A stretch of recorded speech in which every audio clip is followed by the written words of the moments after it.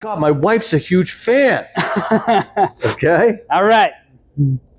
Mic'd up? Check mic 1, 2. Are we good? As long as you're green. We're green. Is that good right down there? Yeah, it'd probably be fine to pick it up. Let me put this away.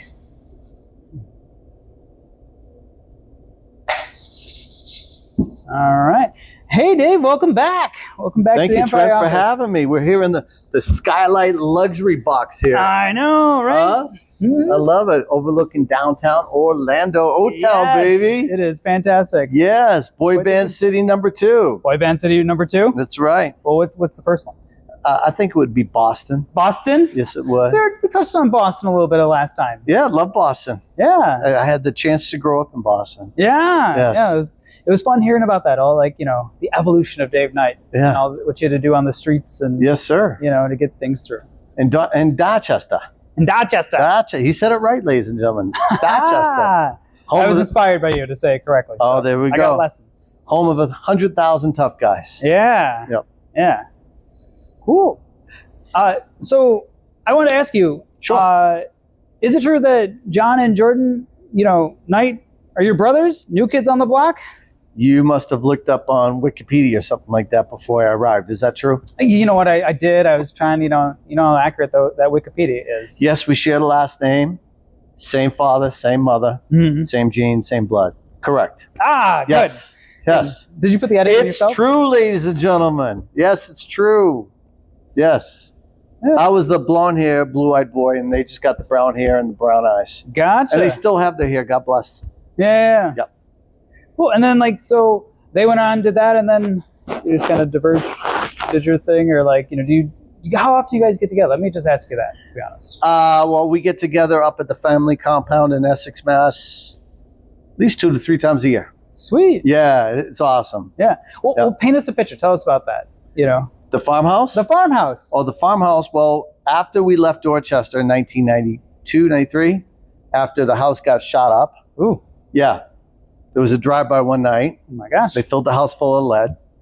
And that was our cue for those who were still in the house living there. It was myself and my sister. Yeah. It was time for us to leave, but we had already bought a house, a big, it was a mansion in Essex, Mass, which is north of Boston. And so, long story short, my brother John bought a farm around the corner and has been adding on properties to that farmland since the 2000s. And matter of fact, that's where my mother lives. Yeah. Matthew lives there. My brother Jordan has bought a house up there. He's renovating it with his wife. John and his husband live there as well. My mother has her own house. The chickens are there. The goats are there. It's a fun place. And it's featured on his show. That's what I was going to ask. I was like, now, is that the John who has a show on HGTV? Yes. Very successful show, Farmhouse Fixer. Farmhouse Fixer. And he's had a show, Camp Revamp. Camp Revamp. Yes, because he bought a piece of property with like 10 or 12 cabins on a beautiful lake in New Hampshire. And so he's renovating those properties. I guess he's going to be making a corporate retreat center up there. And we spend time up there too. It's popular. These corporate retreat Yes. centers. Like people, they take land and then they find out that all these people who live in like the downtown, concrete jungles, Yes. that they like to retreat back to nature. Yes, they do. They're gaining popularity, not amongst just, people like, millennials, but even like Gen Z already like, all right, I need to go reconnect back to nature. That's probably a really good move. Correct. Yep. Speaking of my organization, the Elite Builders at EXP, Yeah. we recently had a leadership retreat in Sedona. Okay. Sedona, Arizona. If you've never been, you got to go. It was absolutely beautiful. Yeah. And it's just a way to get out of the concrete jungle Mm-hmm. and go to a place where God is present. It's Yeah. absolutely amazing. Now, did you come back out of breath? Because it was just breathtaking out there. It was more than breathtaking. I came back with all kinds of great ideas that I'm implementing in my business and in my That's life awesome. as we speak. Yeah. Yeah. So back to where, Massachusetts? Back to Massachusetts. Yes. And, in that same vein with Yeah. the show on HGTV, When are you going to be featured on it? When I get that call, Jonathan. Hello. Jonathan? Yes. Come on. Jonathan, he has his own production company. Okay. So his company, I believe it's Night Owl Productions, produces the show. Productions. From what I understand, though, because him and the New Kids on the Block are doing a sabbatical. Okay. What do we call when you go to Las Vegas? You call it a vacation? no. Yeah. A conference? Yeah. No. When groups go to retire, they do at Las Vegas. Oh, It's called a. like when they're featuring the Spear or something like that, or like, you know, Las Vegas, you do it in-house. You do you're like the I can't think of the word. Maybe you're trying to talk about. They're like one of those in Las Vegas. yeah, Yes. the featured artist, like, you know, Yes. like the now presenting residency. Residency. Yes, There we that's go. what they're doing. Glad Hello. you got the word. I knew what you meant. Very, very successful. Yeah, Very, very successful. that does sound fun. Yes. Mm-hmm. Well, in the meantime, if he's going to be doing a residency there, then you should probably take up the mantle of the show. I think so too. We can't let it lose momentum. Correct. The Knight Brothers flag must move on. Yeah, Knights keep marching, right? And why would you say I should do a show? Well, because you have the magnetism to attract the audience to see, and you have the message to deliver to people that people need to hear it. Okay. Honestly, too, I think that what you do and how you help people build wealth through real estate, a lot of people need that. They need to understand, because honestly, I was helping somebody where their day job doesn't pay the bills, but I helped them pick up another rental property. Cool. And they're like, but I love what I do. Yes. It just doesn't pay enough. But they're like, I have enough real estate and, you know, and rentals, and that's what pays my bills. Correct. You know, we all need additional sources of revenue, don't we? Additional sources of cash flow. Yeah, hello. Aha. That's right. Mm-hmm. And so I appreciate the fact that you say that I help people, but I must say, I feel like I'm just the guide who brings them to where they want to go. Yeah. And help them get what they want in the time they want. Mm-hmm. Little Mike Ferry quote right there. There you go. Yes, sir. Well, and that's what it comes down to. People need guides. People, they have the energy, the drive, but if nobody's guiding them, I mean, I don't know how many times I get in the car and go somewhere new where I don't use the GPS. Wow. You know? Wow. They don't know how to do it. They know where they want to be. Yeah. You're their GPS. I appreciate that. And with your speed and accuracy, it's just a few clicks away, maybe a phone call to get a hold of you. How do I get where I need to be? And a team to help me. And a team to help you. Team. Got to have the teamwork, because the teamwork makes the dream work. Hello. That's awesome. Yeah. Yes, sir. Mm-hmm. So probates is a very selective niche to get into. And often what I've been finding with the personal representatives, that is generally the relative of the decedent, which is the dead person who owns the property. And probate is where the state decides who gets title of the property and where the assets go. And so often these personal representatives haven't been to the house, or may be estranged. Okay. Maybe have family members fighting amongst each other. Oh, I bet that's super tough. And so often we have to bring in warring factions together, get them on the same page. Yeah. So we can get the property not only on the market, but to get them to sign all the different contracts and addendums and the rest of that. Never mind agree on a listing price. But once it sells, then everybody has their hands out to get their piece of the pie. Oh, of course. Yeah. Right? I don't want to sign until we're signing the closing documents, right? And often these properties come with cars. One property recently had 20 cars. 20 cars on the property. Boats, all kinds of crazy stuff.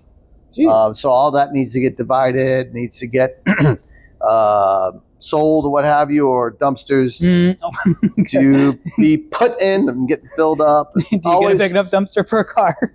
Always an interesting situation when I come across these probate properties, but glad to assist with those people. Well, that has to be like tough. I mean, I hear, I'm not in it as much, but occasionally I'll have one where like, I the eighth brother didn't want to sign, or the eighth person who has like this little sliver of the pie need their signature too. Yeah. You know, to have to deal with all that. That's and out of crazy. spite, sometimes they won't sign. Yeah. File it up for everybody. Yep. And then the bank takes it back. What a waste. Anyways. What a waste. So back to growing up in Dorchester. Yeah. Let's talk about it. Sure.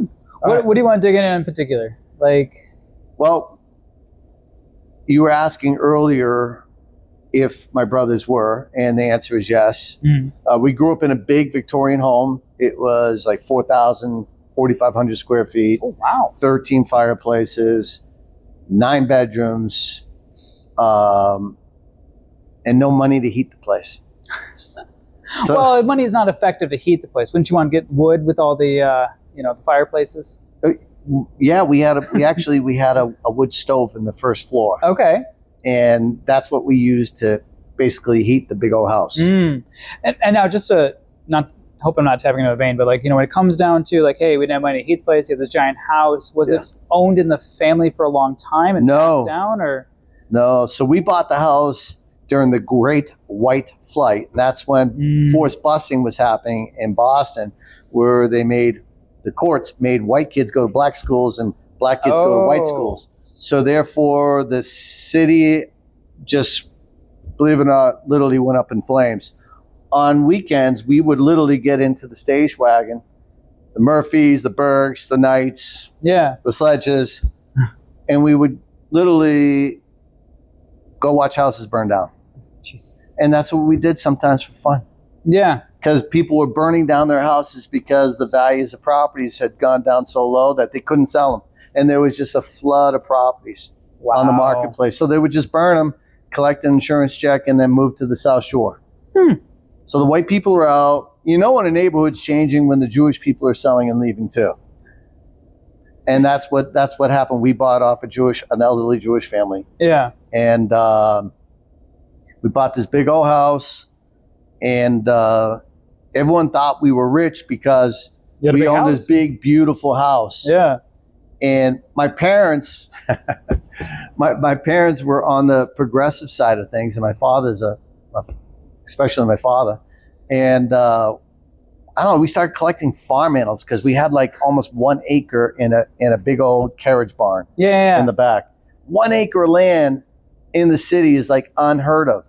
Yeah, definitely. And so first we got a sheep, then we got some pigs. I started breeding homing pigeons. Okay. Mostly rollers. And of course we had the dogs, the cats. Then we had like 8 foster kids in the house too. And then, I don't know why, but we got a Shetland pony. A Shetland pony. Well. And every once in a while that Shetland pony would get loose, go up into Common Square. And we were the only white people chasing after a pony in the hood. Put that on YouTube or on Reels on Instagram, huh? No, I'm dead serious. We're like, shit, the pony got out. The pony started running around. We had to go get the pony. Shit, the Shetland pony got out. So often people ask me, well, how did the New Kids on the Block start? Well, first of all, we all went to school together.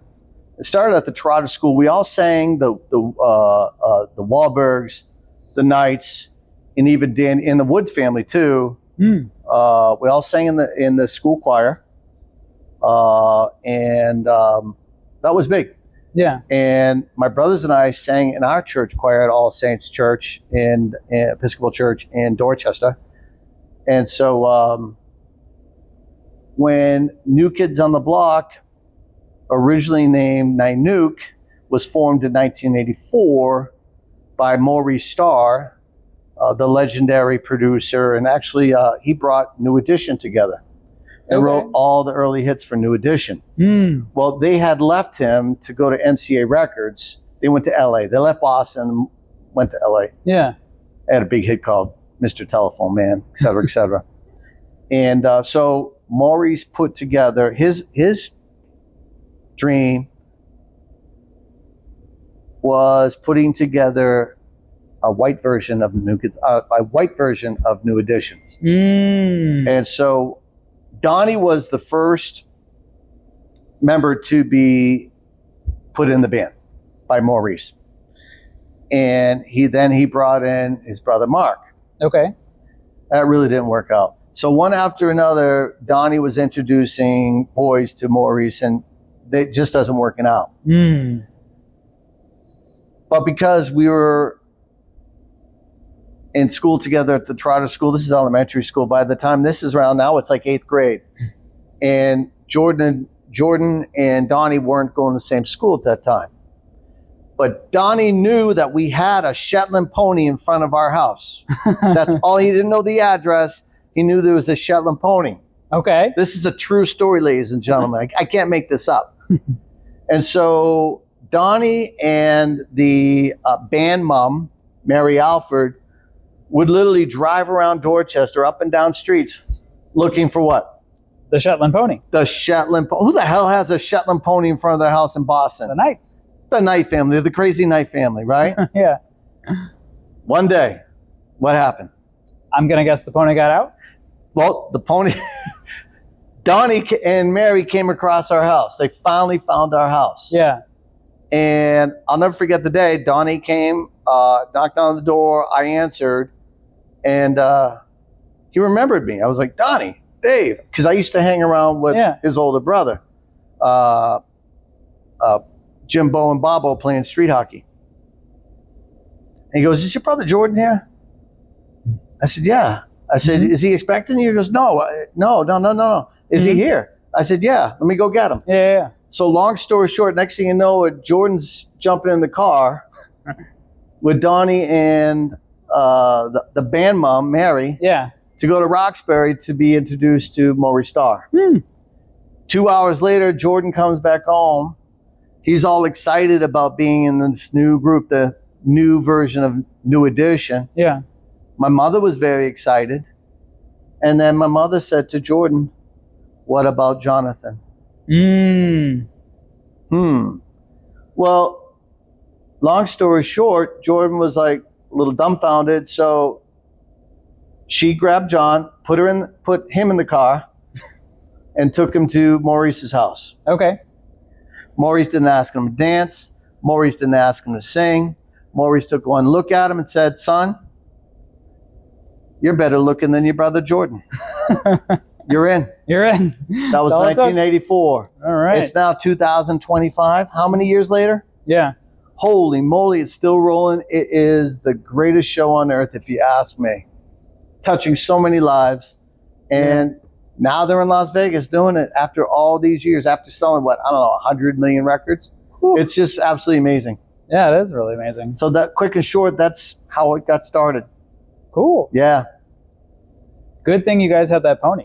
Gotta have that pony. Right? Like, how else would they have found the house? Without the pony, there would be no Kids on the Block. Isn't that crazy? That is crazy. It's all the little details that like gets missed out on. It's fun to draw those out. Yeah. Yeah. Trent, you're in mortgages. Talk to me about that. I am.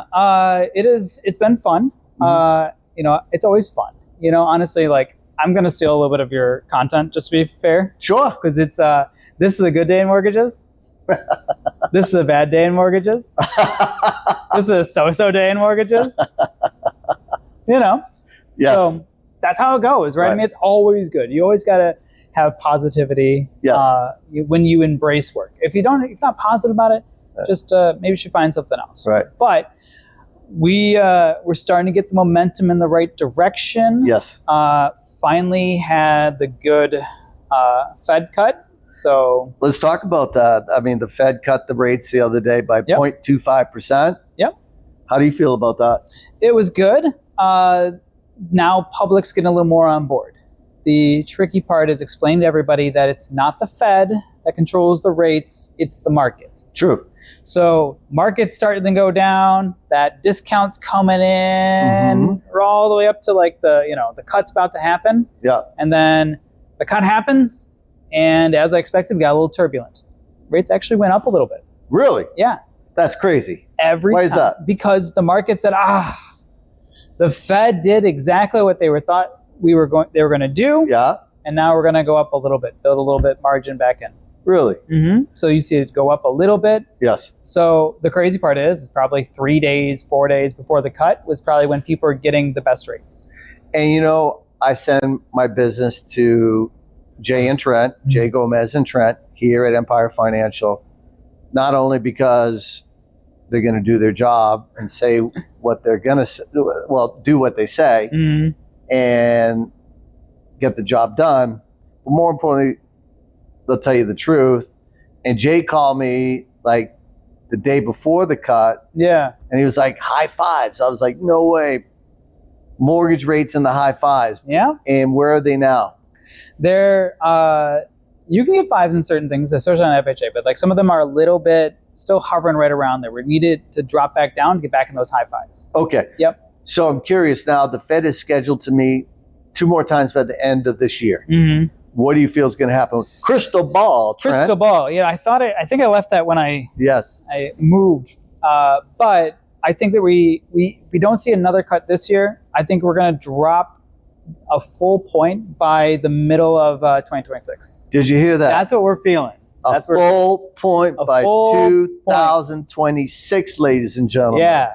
And what will that do if that does happen? Well, I personally hope that they take it slow and they do it over time, because people are going to get rambunctious, in my mind, if you do it too fast, right? Rates drop quickly.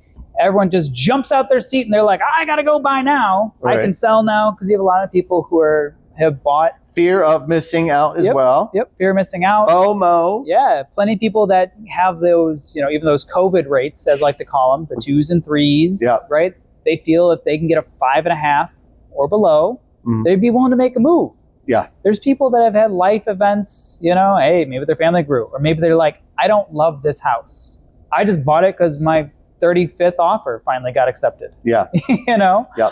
So you're going to see a bit of that. But if rates drop too fast, house prices are going to spike like crazy. You have more people coming out, doing more like offers. Yeah. So it's got to be slow and done right. Yes. And then we're going to have a good, steady, Supply and demand. Supply and demand. Supply and demand. Yep. Which is good.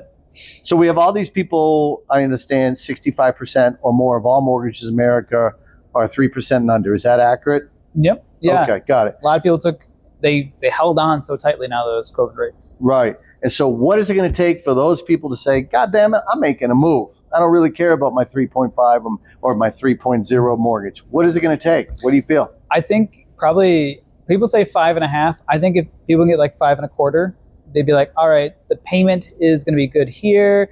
Plus, if you have a bit elevated home price, that means equity just went up. Yes. So that means that you're going to take that equity and you're going to put it into the next one. Yes. And you're going to be having to, buy down your mortgage a little bit, put more down payment. Right. For people who structure their mortgages that sort of way. Right. So that's what you're going to see. People will be willing to make a move. You're going to see, stagnation in the market start to dissipate. But the other big thing that's going to happen is you're going to get a shift from buyer's market to seller's market. Buyer's market to seller's market at what rate, roughly?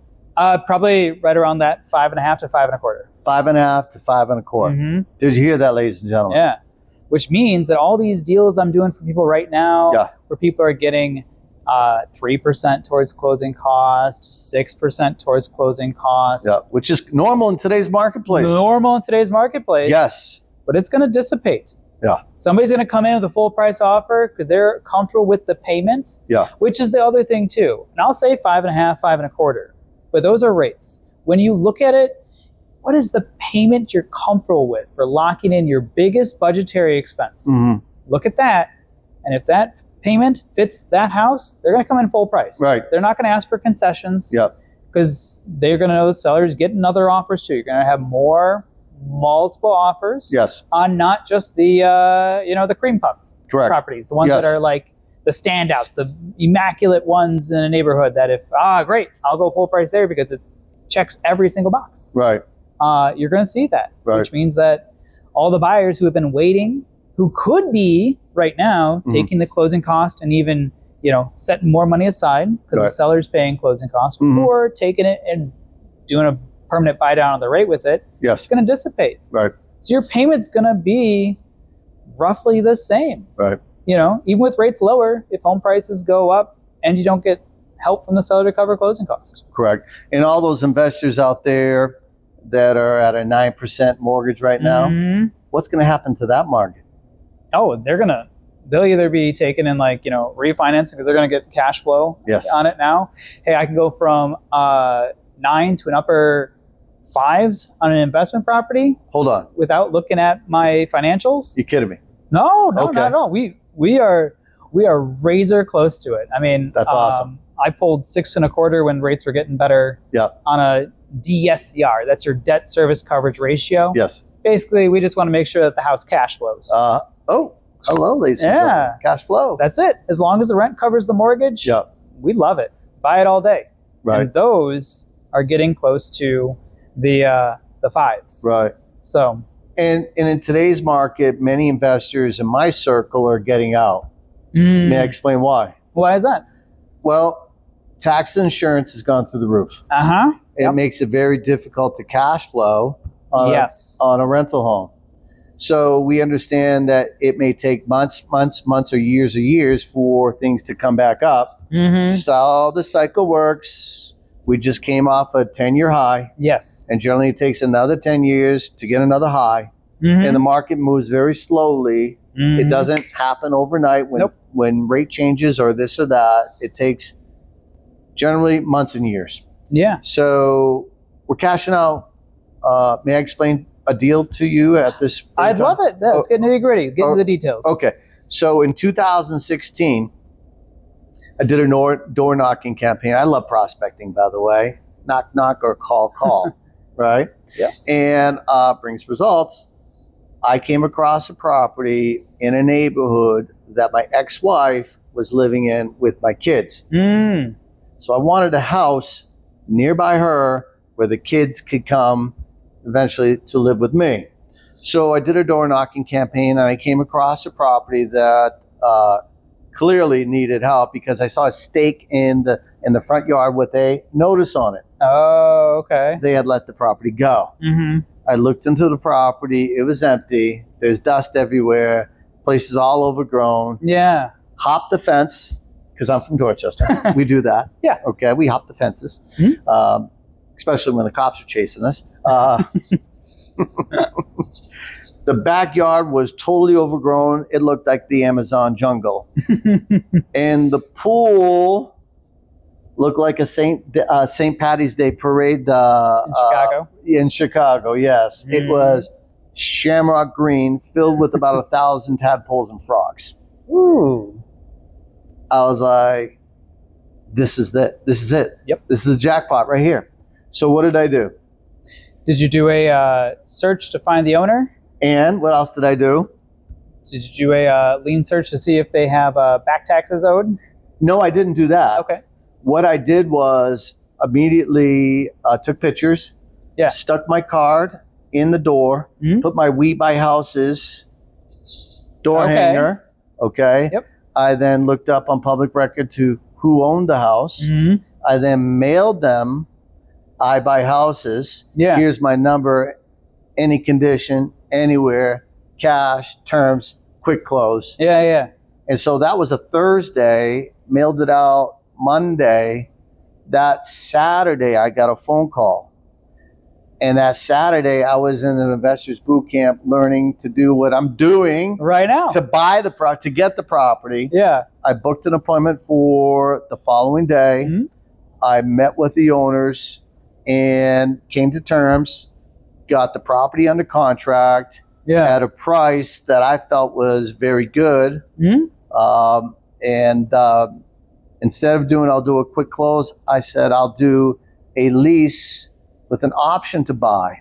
Ooh, there you go. A lease to option to buy. Guess how many years were on that lease? Did you do 2, 3? I did a 3-year lease. 3-year lease. 3-year option. Okay. Okay, so we came up with what the lease price would be, which was $2,200.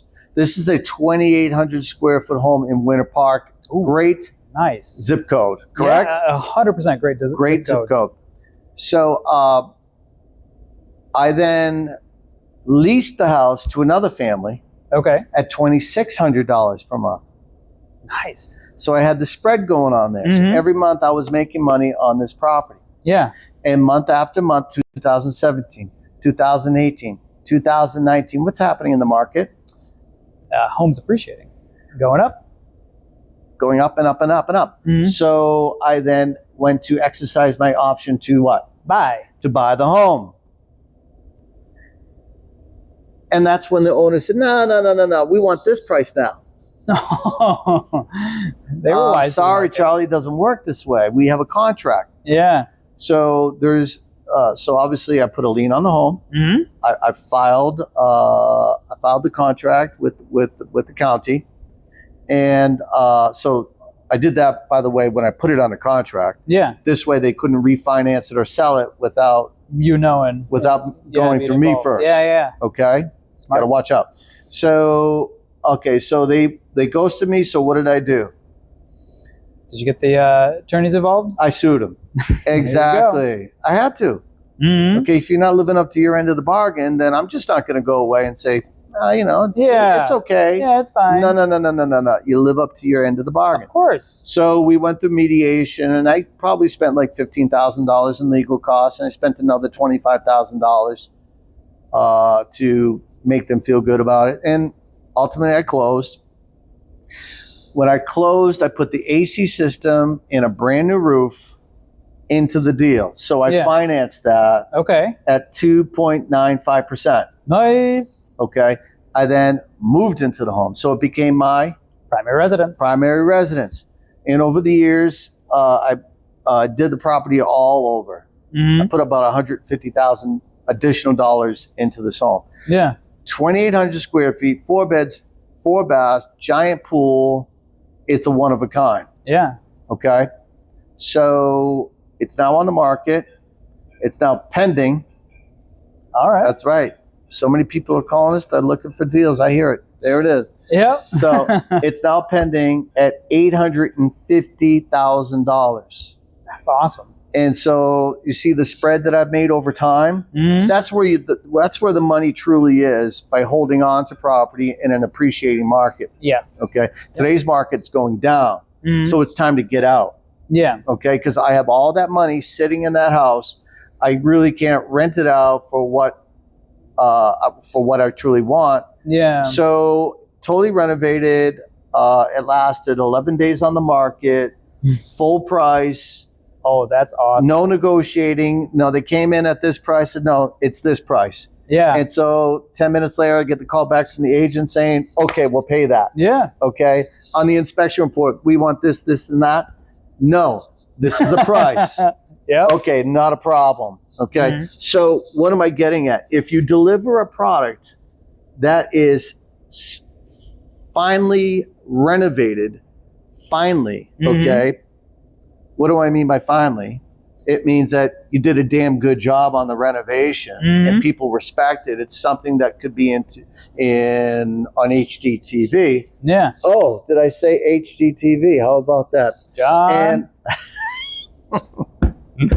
So anyways, I'm cashing out.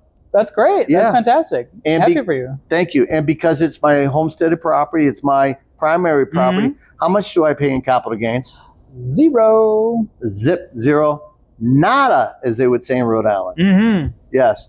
So I'm happy about that. And if it weren't for a mentor and going through an educational boot camp, I would have never gone out and picked up that property. I would have never had the skills to put that property under contract. Yeah.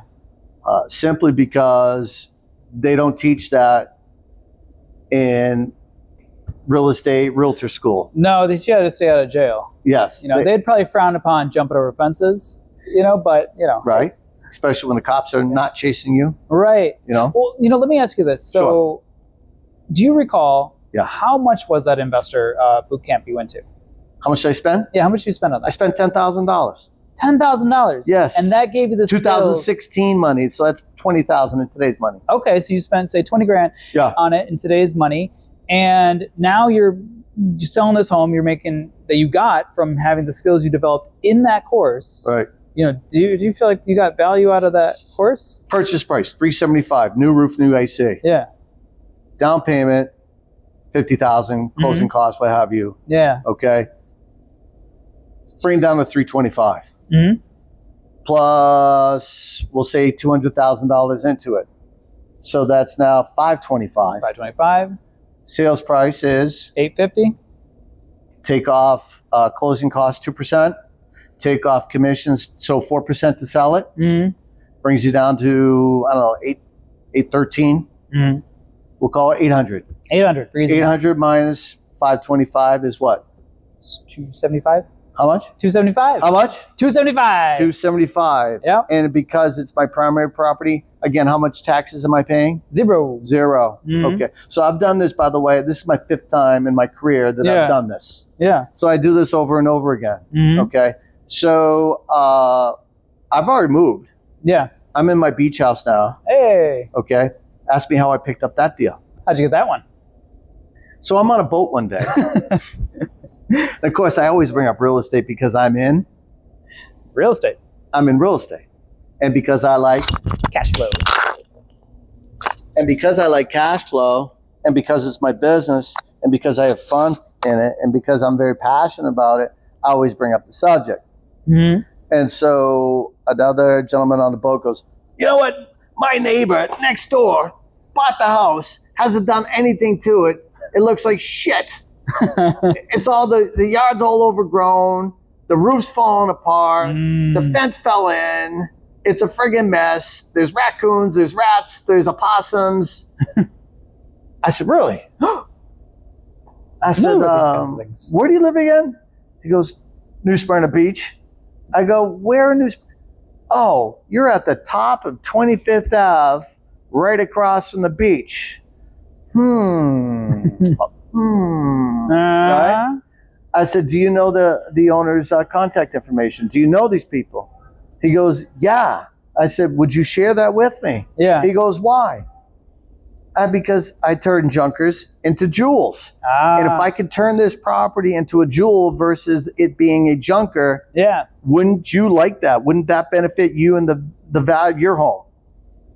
Exactly. Absolutely. So, anyways, 3 weeks later, I'm meeting the lady. Yeah. And the house is a piece of shit. I mean, great location. No sugarcoating it here. Great bones. Great bones, as they say. Yeah. Great bones. Great bones. It had already been torn out. Ooh. So there's nothing but concrete walls. Okay, dead rats on the floor. Bonus. There's another. Dead rats, dead opossums. I love it. So long story short, I did a creative financing deal with her. Okay. She held the paper. And while she held the paper, I made payments to her. This way I wouldn't have to buy the property for cash. Okay. Okay.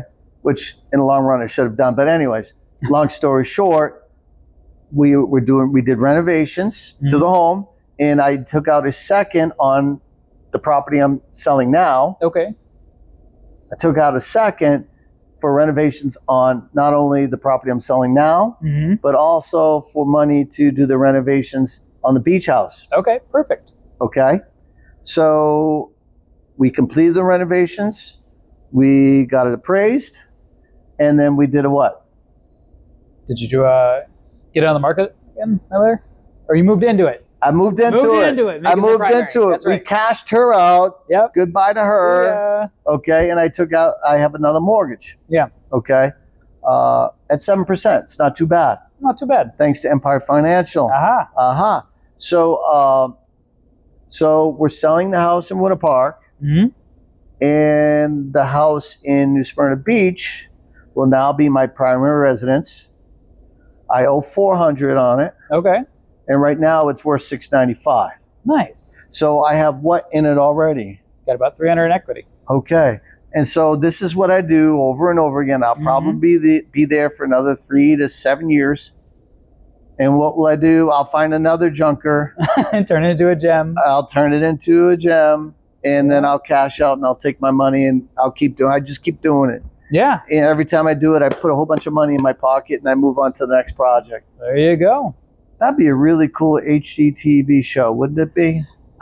I know. It'd be really cool too. Not to, say that everyone should go this way, but like if only you knew somebody who already had a show on HGTV that, they're going to be they're going to Vegas to, perform night after night at a casino and make a bunch of money to provide entertainment. If only there was some kind of vacancy on their show. John? My brother John might have an opening for his older brother Dave, huh? Yeah. Who's in the business? Yeah. Who does creative deals? Creative deals. Has got the mentorship. Yes. That pays the bills. Maybe I could mentor him. Oh, there we go. Ah, said wise man. Yeah. That'd be cool. That would be cool. So I think Dave needs a show, guys. What do you guys think? Did you hear what he said? Dave needs a show. Okay. Can we get that the comments below, yes or no, and if so, what could be the name of the show? How about, did that rhyme? I think, yeah. A little bit of rhyme in there. It's not susical, but it rhymed. Yeah. It rhymed. I could see where we come across these probate problems. Mm-hmm. How do we solve the problems for the families? Mm-hmm. How do we take those junker properties? What do we do with them? What do we do with all the contents? Yeah. How do we fix it up? How do we get it sold for top market price? Mm-hmm. How do we honor the decedent and their life, their legacy? Yeah. And let's show thinking here. Let's honor the new people that are coming into the home as we honor the decedent's life and their legacy. Yeah. Because we're renewing the life of the house in many ways. Exactly. Aren't we? That's a really good way to look at it. We're renewing the legacy of the home too. Mm-hmm. And we're providing not only a real nice home for a new family, but again, we're starting a new chapter in life for both families. Yes. The decedent's family, because they're cashing out with their next. They're giving out pieces of the pie, because that was the legacy. I trust that the decedent, the dead relatives, former owner of the home wanted, and then a new family gets to start a new chapter in life. Yep. And who gets to facilitate it? Yours truly. I think that would bring a tear to a few people's eyes. I think it'd be good. It really creates the emotion that is needed. Because now you're taking from home to home. Really, it's not just home overselling this house. It's not house hunters. You're going home to home. Yes. This legacy to this newly starting legacy here. Yes. The home gets preserved, renewed, it's just revitalized. And now somebody else is going to take and enjoy that home. Right. Updated to the market and, and really all the bells and whistles, finely detailed, renovated the right way. Yes. Yes. Comment below. What do you think about that? Yeah. What do you think about that? What would be the name of the show?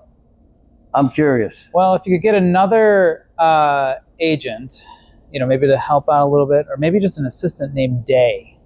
Night and Day. Night and Day, huh? Night and Day. Yes. Night and Dave. Ooh, Night and Dave. There we go. Night Probate and Dave. Could be. Yeah. Yes. So Jonathan, while you're doing your residency in Las Vegas, your brother Dave could be holding the flag and going through it all and continuing our legacy in the real estate business. I think that would be cool. That would be fantastic. Yes. We can bring the show down to Florida. Yeah. From Massachusetts to Florida. Yep. And then we can bring it from Florida to Massachusetts. Why not? All up and down the East Coast. See, somebody's calling in right now. Yep. People need a helping guide anywhere because these situations are happening every day in every community across America. Yeah. I think that'd be cool. That would be super cool. Yeah. Yeah. John, you listening? All right, let's talk business. We'll get you. We'll send you this video afterwards in case you didn't listen. Exactly. Let's do it. Yeah. Get the paperwork ready, will you? Mm-hmm. Okay. Cool. What else you want to talk about? You know, I would actually like to dig into something that has been all over headlines recently. Okay. You know, seeing as how we're going from Massachusetts to Florida, some people would navigate that using a compass, and Compass a compass has bought up the holdings company for a lot of well-known brands, the ones that I remember off the top of my head. Anywhere Holdings. Yeah, Anywhere Holdings, and they bought up. It was a holding company for like Century 21, Century 21, Sotheby's, Exit. Oh, Exit was in there too. Coldwell Banker. Oh yeah, Coldwell Banker. Homes and Gardens. Yes, Homes and Gardens. Yeah, and a few others. And a few others. Yeah. Yeah. Coldwell Banker, huge, been around forever. Yeah. Sotheby's started back in the 1600s. 1600s. Yes, they start. Yes. Wow. Yes, they started as an auction house. Didn't know we had houses Now to you auction do. back in the 1600s. Yes. Well, it was more than houses. Maybe it was like merchant ships and stuff like that. Oh, cool. Yeah, been around forever. I could be right or wrong, but I think I'm right. We'll check it on Wikipedia. Yeah. Google check, fact check that right now. Yeah. We'll put a disclaimer if we're off a little bit. It's okay. It's fine. So yeah, that's big news in the marketplace, isn't it? It's huge. Yep. So now, does that make them the biggest real estate company by number of agents, or let me just ask you, what is your take on the whole thing? Appreciate it. From what I understand, it's a stock-only purchase. Stock-only purchase, not a cash purchase, but a stock-only purchase for $1.6 billion. Okay. Okay, I'm no JP Morgan, but I know if you're taking over other brick and mortar companies, other brick and mortar brokerages, you're not buying them or acquiring them because they're making a profit. Because this is what I do know, is that in today's marketplace, owning or operating a brick and mortar brokerage is very unprofitable because of many factors. Number one is office space. Yeah. Okay. The overhead of a brick and mortar brokerage, I can't say it's through the roof, but it's close to it. And it's very, very difficult to make a profit. That's why they call brokerages, well, brokerages are called brokerages because most of the brokers are broke. Okay. So from what my understanding is that they're acquiring agents and the brands. Yeah. But they're acquiring agents for to fuel additional profit centers. May I explain? Of course. Okay. Mortgages. Okay. I think that's the number one profit center a brokerage could have by having thousands of agents, thousands of new agents. Number two is title. Home insurance. Possibly a property management company. Possibly other insurance type of products. Okay. So in today's marketplace, it's constantly evolving, and they're going to be the number one brokerage in the world. 350,000 plus agents. That is huge. That's huge. Yes. So question is, did these agents sign up to be a Compass agent? So we shall see how this whole thing shakes out. We'll see how it unfolds. Yeah. And all I got to say is, if you're looking for options, give me a call. The Elite Builders. Maybe for you. Maybe not for you, but I'm sure that a conversation is always warranted. Yes? Worth the conversation is what I was going to say. Yes, it is. Yeah. So that's my shake on things. Compass is not that profitable, so they need to acquire additional agents, and they're pulling off a big deal. So kudos to them. Yeah. Yep. Yeah. No, it's a huge. Now, are they keeping all those brands in place? So they only own the holdings company. Are they keeping is Century One going to still be a thing, or is it going to be your Compass now? Yeah, that's a good question. And just think, you have the Century 20 is owned by franchisees. So Exit, same thing. Home and Garden, Same thing. Yeah. So we shall see. Okay. We shall see. Yep. Be interesting. Yes. Guess we'll have to see how it all unfolds. Yes, sir. Yeah. What are your thoughts and takes on that? I'm curious. Comments below. Yeah. Let us know. Comments below. What's your thoughts? Yes. Is it a good thing? I sound like Martha Stewart. Is it a good thing? Is it a good thing? Isn't that her line? That's a good thing. That's a good. That's a good thing. Yeah. That's a good thing. That's a good thing. Yes. Oh, that is right. That's right. So, let's talk about YouTube. About YouTube? Yeah, because we're editing this. Yeah. We're gonna chop this up. Yep. Put it out there. Yeah, because you got a good YouTube channel going right now. I'm launching a YouTube channel. Appreciate it for bringing that up. Yeah. Yes, sir. It's called Agent Success. Do More Deals. Do More Deals. Hosted by David Allen Knight. And ultimately, it is about cash flow. There's no doubt about it. Yeah. Okay. We need to find additional sources as agents and investors. We need to find additional sources of income. We need to go out there and find different sources of people who have properties to sell or sources that have a high probability of selling. A high probability of selling, because as you know, 65% of mortgages are under 3% or around 3%, and it's caused 7 million homes to be sold 2 years ago, down to 3.9 million homes sold across America. That number is huge. It's huge. So most agents are in three categories. Category number one is that they're thinking about just getting a W-2, a regular job, because they're not making any money. Number two category is agents that were doing 25 deals are now doing 10 to 15.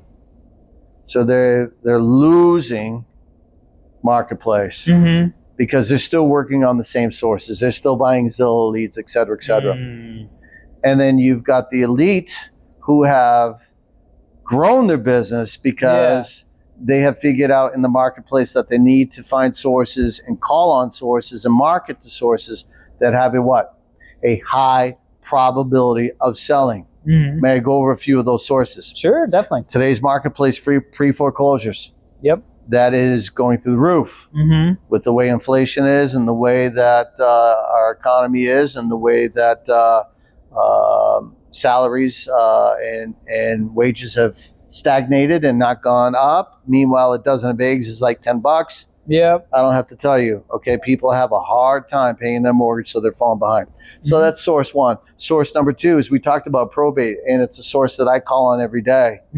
Okay, 65% of those homes are free and clear, which allows you to do creative financing. It allows you to get a cash offer. It allows you to just help the family also sell it on the MLS, do the traditional sale. Yeah. Those are just two. The cash offer. Cash offers are huge, okay? And most agents don't take the time or the money to put into a marketing effort to advertise, whether it be on Facebook, whether it be buying Google pay-per-click ads, whether it be using campaigns or pay-per-lead campaigns such as motivatedsellers.com, et cetera, to buy leads. Yeah. And people will raise their hand for a cash offer, and then ultimately you can offer them a cash offer, or you can get it sold on the MLS. Which one do you prefer? So there's just many more ways to grow your business as a realtor / investor. And unfortunately, most realtors don't think like business people. They just want to do the conventional thing, work with buyers, buy Zillow leads, do open houses, all the stupid shit that realtors do. Yeah. And standing out. Yeah, that's not what the top percent of agents that are doing, and they're thriving. They're not surviving, they're thriving. Yeah. So, I don't know, where were we? We were just talking about your YouTube channel. That you're going into all this. A little bit of detail. My YouTube is true though. It's true. I mean, most agents they want to quit because they simply don't know how to do more deals. There's so much more money out there other than getting a traditional commission. Didn't I go over what's happening, what I've done? And there's so many more ways to find deals and make deals happen. It's just, unfortunately, brokerages want their agents to be broke. Okay, I'm telling you. So the channel is dedicated to agents and investors who want to learn how to do more deals. And I will be bringing in my business partners, Jessica Nelson out of Dallas. I'll be bringing Mark Ramey. Both of my business partners have done over thousands of transactions. I'll be bringing my senior partner, Aaron Novello. Ooh. Check out Aaron Novello on YouTube. Mm-hmm. He's got like 100,000 TikTok followers. He's got 70,000 Instagram followers. His YouTube channel is like 20,000 followers. Aaron heads up the elite builders at eXp Realty, and I'm proud to say, Aaron, that I'm in business with you, and you are a generational talent. Okay, and the beautiful thing about all of us is that we all have been trained by the one and only, the GOAT, Mike Ferry. And we've just taken the teachings of Mike Ferry. Again, a mentor. You have to have mentors. You have to have mentors. And I'm proud to say Mike Ferry was and is a mentor of mine. So we've taken his teachings and we've taken it to a whole new level. And so the YouTube channel, Agent Success, check it out on YouTube, hosted by me, David Allen Knight, again, is very purposeful, and that is to educate agents, especially newer agents, how to get from 5 to 50 deals. But we need to teach you how to crawl, then walk, then jog, and then sprint, because ultimately this is a marathon, not a sprint. So, Agent Success, YouTube, hosted by David Allen Knight. Check me out. I would check it out, guys. I'd appreciate it. Please like, share, and subscribe. Yeah, absolutely. Yes, sir. So that's what I'm doing in that space. That's awesome. Yeah, man. That's good. You're doing YouTube, yes? Yeah, a bit of it. I've been putting out some content a little bit through podcasts and different things like that. So if there's any agents listening to this that, hey, I'd like to get spotlighted as well. Okay. Give me a call. I'd be happy to set it up. Help just feature them. Especially if you have your business partners that also want to, if they're growing any YouTube channels too, be happy, honored to just have conversations. Yes. That's what it is. And that's what we're doing. Telling people about themselves. Yes. Getting it out there. But I do a bit of content as well. Yes. What's the name of your YouTube channel? Oh, Trent Does Mortgages. Did you hear that, ladies and gentlemen? Say that again one more time. Trent Does Mortgages. Okay, and where do they find you on Instagram? Trent Does Mortgages. Where do they find him on Facebook? Probably Trent Does Mortgages there too. I'm pretty sure. So Trent is with Empire Financial. Yep. Again, it's a company that I refer my clients to because I know I can count on them to get the job done and be honest with clients and get them the best possible product. Yep. Rate, service, etc. Yes, yes, sir. Absolutely. So is there anything else we didn't go over today? I think the only thing, and I don't know if you're announcing it or not, we kind of touched a little bit that do you have a conference coming up for Do More Deals conference? Yes, we have a thank you. Okay, speaking of Aaron Novello, speaking of the elite builders at eXp, every year, this is the third year now, we have the Do More Deals Summit. Okay. Can I tell you a quick story? Please. I love telling stories. So I'm involved with Mike Ferry Coaching. And every year in January, Mike has the production retreat, generally in California. Yeah. And about 2,500 agents come annually. It's pretty cool. Yeah. And so last year, I made a business decision to not go to the Mike Ferry production retreat because I wanted to go to the Do More Deals Summit. I saw more value in the Do More Deals Summit because I need to do what? do more deals. And every agent needs to do more deals. So I made the business decision to go to the Do More Deal Summit because I need to do more deals. Yeah.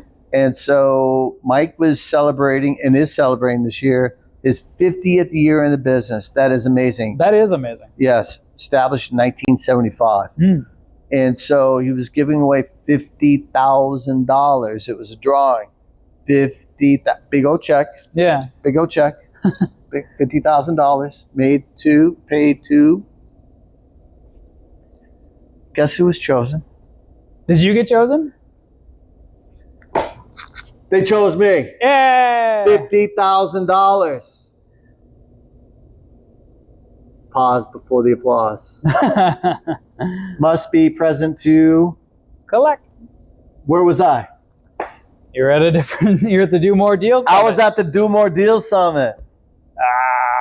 My phone's blowing up. It's crazy. Dave, where are you? They just called you. Dude, where the heck are you? Dave, get on stage. Dave, they called your name 3 times. They're about to pick someone else's name.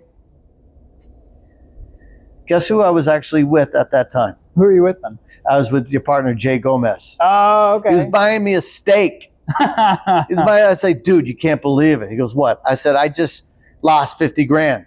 He goes, you lost 50 grand? What the hell are you talking about? Were you at the casino today? Yeah, I can see Dave being like, you lost 50 grand? I said, no, the Mike Ferry just chose my name for a $50,000 check to honor his 50 years in the business. Yeah. He goes, oh my God, you must be friggin' bummed out. I said, no, I'm not. He goes, why is that? I said, because the 50,000 was never in my account, so therefore I never lost it. It was never mine. Never yours. So when I told Aaron about this story, Aaron Novella about this story, and my partner, Jessica Nelson, they were like, Dave, you're here.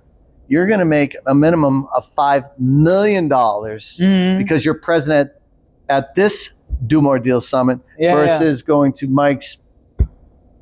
Yeah. Instead of making the 50, you're going to do the 5 million. Yes. Yeah. Ask me how that's transformed since January. Where are you at today? Oh, I'm not at 5 million yet. Not yet? No. No? But I've definitely done over $50,000 because of going to the Do More Deals. Yeah. There's no doubt about it. Yep. So what's the moral of the story? Moral of the story is you go where you're going to learn and grow and get the skills that actually pay the bills rather than just hoping your name gets called. Yes. I did hit the lottery. Yeah? Am I bummed out about it? I was for about 5 minutes. Yeah. I was for about 5 minutes. And then I looked at the brighter side. Yep. Because I understand my network is my net worth. Yes. Bottom line. And I put myself in a position, I surround myself with people that are smarter than me, may have more money than me, maybe further down the journey than I. Yeah. I'm speaking correct English now, which is very difficult because I'm from Dorchester, Mass, et cetera, et cetera. So it was the right move. Yeah. And for those who do go to the Do More Deal Summit, they will get more than what they bargained for because we're going to Pace Moore be there. Okay. Okay. We're going to have the CEO of eXp Realty will be there. My partner, Jessica Nelson, will be presenting as well. Nice. Who is the #1 agent, recruiter, attractor, etc. in our organization. I'm proud to have her as my business partner. This week alone, we brought in 5 new agents into our group. Awesome. But more importantly, you're going to learn how to do more deals. Think like a business person. Yep. Not a broke realtor. There you go. Okay. So that's January 22nd, 23rd in Fort Lauderdale. If you want to attend, DM me, Do More Deals. DMD. I've got a ticket for you. Again, DM me, Do More Deals. I've got a ticket for you. Now, I'm not going to give a ticket away just to anybody. You must qualify. That means, A, you have to be hungry. 2, you got to be in this to win this. And 3, you got to be hungry to do more deals. I'm paying it forward. Because we all need mentorship. We all need absolutely. to understand that the marketplace is not what it used to be. Nope, not anymore. And you got to think smart. Absolutely. And you have to be educated. You got to have an open mind. Yeah. They say the worst thing to have is a closed mind, because a closed mind ultimately means that you're going broke. Right. And that's the most expensive thing to have, is a closed mind. Yep. So be open about things. Be willing to get outside of your comfort zone, because ultimately that's how you grow. Correct? Absolutely. That's where the growth is. Yes, sir. All right. Do more deals. Do more deals. Woo-hoo. Well, with that, I think we should call this one a wrap. And We're going to call us a wrap. Call it a wrap. Okay. Yeah.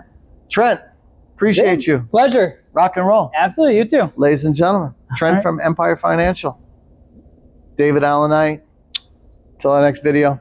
All right. Peace. See you guys.